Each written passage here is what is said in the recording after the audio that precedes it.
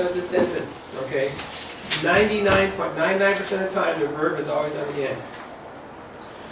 So, the kernel sentence could be what? So, klink, dog, right? Da. Okay? The dog running.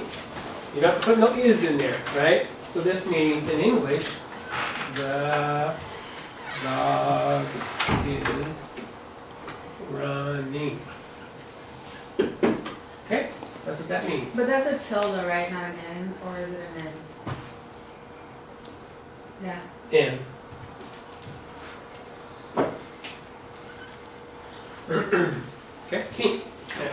So kink nashta. So this is probably your core basic sentence. Now can you see how kink nashta and apostrik are the same? Why it's a predicate sentence? Because this adjective turns into a verb.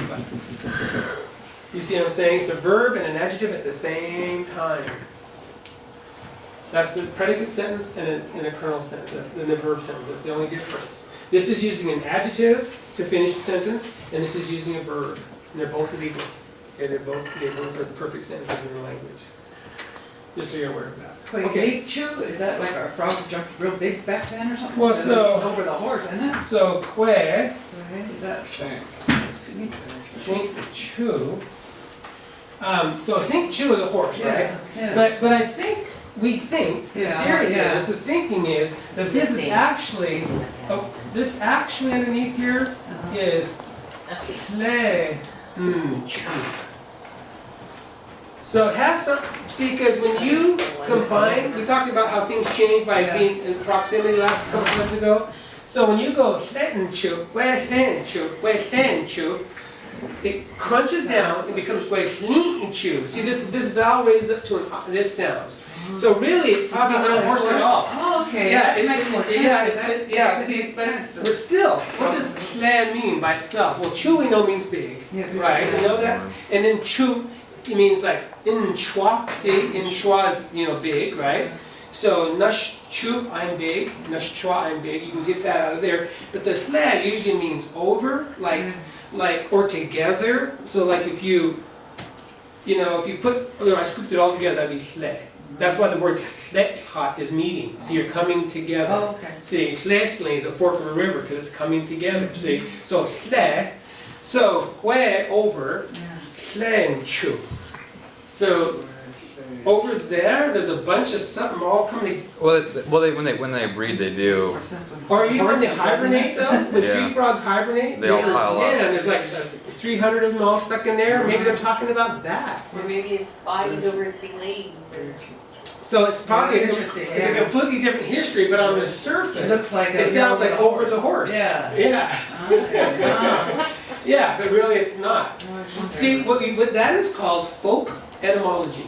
What we just went through is folk etymology, because we're taking our knowledge, and so chu is a horse, and Yeah. way means over, so it's over the horse. Yeah, that's But if you bust it apart at a different level in grammar study, you realize, oh, this means two different things that sound the same. interesting. It's just like asparagus. Mhm. The folk etymology story is asparagus is sparrow grass. Oh. And it got trumped into asparagus. See, that's called folk etymology. Now, really, when you do that, we have to go back and look at the word asparagus, find its Latin roots or Greek roots, whatever it is, and see where it unfurled in the German, I'll pick some culture, the German culture, and they were the first ones to grow them or whatever, and then Old German asparo, gasse meant this, and then, you know what I'm saying? Yeah. So then we get the real underneath meaning. But we just, it means sparrow grass, turned into asparagus. We're going to say that's for an example. Yeah. Yeah, so this is called parsing. What you do with the word, when you want to find its meaning, you have to parse it. So you take all of the elements of it and you just pick it apart. And then you start, oh, this part, and this part, and that part. And then you put the phonological rules to it. Oh, so when something is followed by an N, it raises it always to an E. So there's a phonological rule for that. You can see other words in the language where that is true. See what I'm saying? And that becomes a phonological rule. See what I'm saying? So when a vowel is followed by N, it raises up to that. See? That's the full Well, name it of makes the more word. sense than over the Yeah, horse. over a horse, yeah. Or a yeah. big dog. Oh, yeah, because Big dog. chew is, yeah, because Yeah. now, see, going the other direction, we know Schink is dog. And then when they first saw the first horses from the Spanish, is what we hear, right? The theory is, then they go big dogs. So what does that tell you what our dogs must have looked like? They must have pointed ears, you know, or something. Brady McVeigh telling me that. Yeah, so Schink and Chew, man, that's Yeah, a big yeah. dog. See, so it became Schink Chew. Right there, poof, a new word was born. Right there. But now Schink we know is old. It is so doggone old. It's even like in central Canada. It's clear down in Navajo. Oh, really? And yeah, they got Schink also. Yeah, so it's like, So we were all at the campfire together when that word was coined. You know, we the long 1,000, whatever it was, we were all around the same fire. That was a Schink then. See, and then we moved apart and we stayed Schink. So this is not new. This is a very, very ancient word, see. Now, if you want to pick it apart, you go, see, is a sound. Okay, and you put lines in. And then, this means possession. So we know it's possessed, right? You know, owned, not possessed. You know. You know what I mean? So then you kind of go, oh, well, maybe if we went like this, link means to be. I've done this before, that's why I'm doing it. I mean, it's why. So what if it's like nashleen, to be with, means to cause something to happen. So maybe when we domesticated it from the wolf, it became ours, you know, possibly. So lean, and then we own it. Yeah, made it ours, made it something, made it be what it was, because it wasn't just a wolf anymore, right? Chased deer for us, and did this and do that, you know, it was our pet. Defended us against the bear, the cougar, or the saber-tooth tiger. Yeah, exactly. Yeah. So anyway, yeah. So that's the difference between you know, parsing and folk etymology, and then pulling it all apart and looking at its history. You know, and kwe, we're assuming means over. That's a pretty good assumption. You know, kwe and chu. Well, I've unfortunately cut down or a tree fell over. It was a big apple tree and it had a big hollow core in it. You know, it fell over. So okay, it's time to cut up the tree, and we cut it open, and there must have been 300 tree frogs living in that core. You know what I mean? It was like, what are we gonna do now? You know, we ruined their house, you know, for the winter, because they went there to hide for the winter and then come out in the spring, right? That was a bummer. Is that the one you just cut down? No, dude, this was when I was a kid. When I was a kid. Is that the one that caught on fire? No, that was a different tree. We all Which tree story was It was Uncle Tommy and Dad and our husband going, look at all the frogs in there. So we scooped them all up and put them in another tree, hoping they'd survive somehow. Because we already cut it in half. It was like, anyway. Totally, it was almost green, right? Huh? It was almost green, right? Yeah, it was close. Yeah, they were moving very fast. Wake up, But Rudy. so these are kernel sentences. So then, as you can, what I tried to develop in this a little bit for us is then how you start adding new participants in the syntax. So how do you modify a sentence now? Okay. So the next one you see, I put down here. Oh, first before I scoot on. Oh, I took it off. Oh, no, here it is. So nagaita. So now if I wanted to make this somehow all of the apples are red, I'm going to have to put another word in here. Like if I look over there and then every apple over on that table is red. There's not a green one, my favorite ones aren't there, right?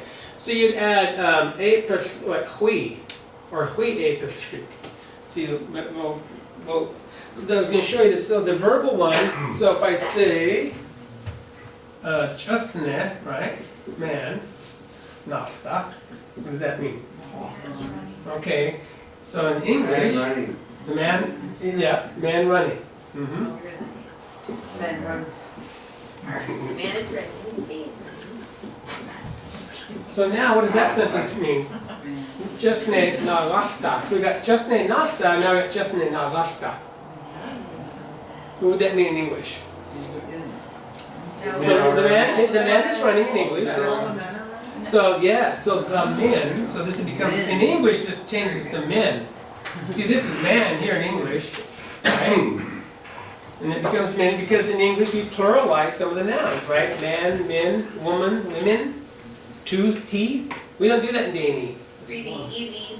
You know what I mean? You don't do that. You This don't is have to happening. change it. Yeah. Same We don't thing. add an S to a thing. We don't do nothing. We For don't. trees or Yeah, cats, yeah. So dogs. just nay is just nay, no matter if there's 10 just nay or 1 just nay. It's all just nay. But you change the verb now. This is a man running. So ni just nay nachta. Look, a man is running. Ni just nay nagachta. The men are running.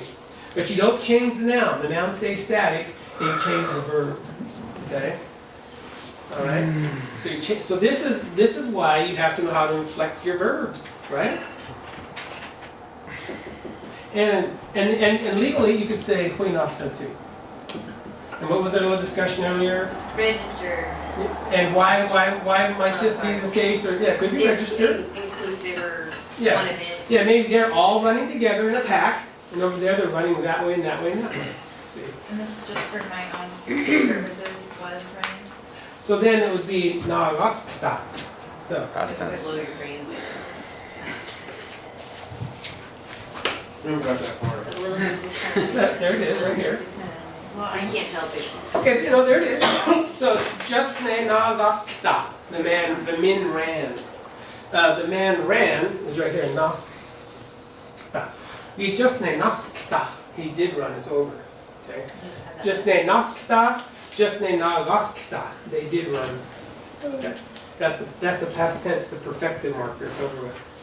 Yeah. And that's on that chart over there. You look. Yeah. All right.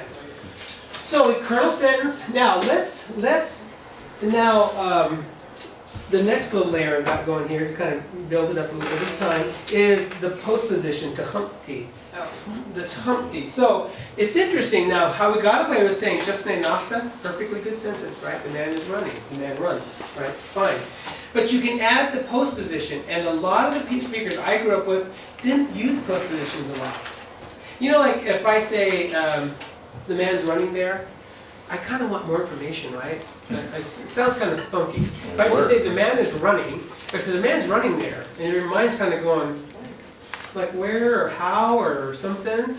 But so predicates, I mean, postposition, so if I, a good sentence though, or, So in a practical use, like the movie Running Man, would you say nasta? Narcos? Just because the movie was called Running Man. Oh, so just ne nasta. Or you could pacify this to not trista, the running man. The Running Then Man. you can make it into a noun, go, just ne not trista, the running man. See, using that passive, the TR that's on that chart. Na trista. Just ne, the name of the movie is Just ne na trista, the running man. Yeah. See, nominalize means to make it into a noun, nominalize it. So just ne hu nafta, now this is a complete sentence. This is like, you got the postposition in it, see? There. The man's running there. If I say just ne chawant nafta, what does that mean? Chawant. Along there? Not upon, close. What is Along. Sit along there? along there, yeah. Just ne's running along there. See? Just ne hu chawant nafta. He's running different than just ne hu nafta is the man running there. Just ne chawant nafta. Just ne quat nafta. Now you might want to place. The man's running on something. So Nonsense. you're on the hill, he's running on the road, he's running on the wherever. See? But these are postpositions. They sit in this slot. So it's the owner of the verb, the subject. Here's the verb, and then there's this postposition slots right there. Okay? So he could run in. We just named meet nafta. He's running in. Okay, you could do that too. Me chin, behind. Me in front.